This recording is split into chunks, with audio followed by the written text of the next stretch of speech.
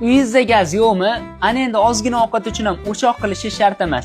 Bu qozon sizning mushkulingizni ancha osonlashtiradi. Buni qarang, juda bir ixcham, aqlli ishlangan. Tokda ishlaydi. Bu yog'iga bemalol tokda ovqat qilsangiz bo'ladi.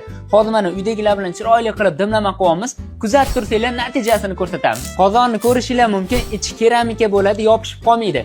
Eng qizig'i, gaz bilan bir xil vaqtda pishadi. Buni maza qiladigan joyi aytaymi nimada?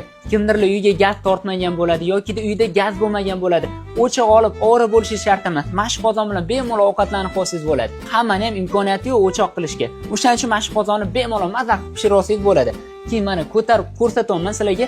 3 qavat material bo'ladi, to'k urmaydi, issiq o'tmaydi. Ko'rishinglar mumkin, ovqat qovurilib turibdi, tugmachasi bo'ladi. Mana tez varianti bo'ladi. Bu o'chirasiz, bu yoqqa sekinlashtirsangiz bo'ladi. Mana qaynab qovurilib turibdi. Xo'p, o'ta xavfsiz ishlangan. Yosh kattalar uchun ham juda qulay-da bu. O'tirib olib bemalol qilsanglar bo'ladi. Agar domda turadigan bo'lsangiz, gaz o'chib qolsa, bitta olib qo'ying, kerak yo'q qoladi. Mana ovqatimiz ham pishdi. Voh, voh, voh, mana hidini qarang. Oh. O'zi bu qozondan har bitta xonadonda bo'lsa och qolmaysiz, ishonavering. Yuvayotganda ham bemalol yuvsangiz bo'ladi. Mana bu yerda shnuri bor. Uzib tashlaysiz, akkuratni yuvadigan bo'lsangiz, sizga uzoq yil xizmat qilib beradi. Shunaqa ekan bemalol qo'rqmasdan xarid qilsangiz bo'ladi. Hozir olib buyurtma beringlar.